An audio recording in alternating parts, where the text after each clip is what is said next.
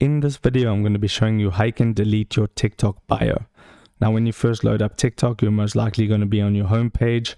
Then to go to your profile, you just tap on the me icon at the bottom right, and then you'll be on your profile. Now, to delete your bio, you can see my bio says follow on YouTube, filters and fun goal 10K. Now, if I want to go ahead and delete this, I can just go ahead and tap on edit profile underneath all my statistics like followers, following and likes. Tap on edit profile and then tap on there where it says bio underneath the username, and this is my TikTok bio. Now, before you delete it, you might want to go ahead and save all of this information, so you can long press on your bio and then just tap on select all and then tap on copy, and now that has been copied to your clipboard, and you can go ahead and put that in a notepad or something like that. So I'll do that right now. So I'm on my phone's notepad. I just long press on the screen and then tap on paste, and now my TikTok bio has been backed up in my notepad. I can tap on the tick mark, then I can go back to TikTok. Now, to delete my TikTok bio, I just need to go ahead and long press on anywhere on the bio, tap on select all, and then simply just hit the backspace.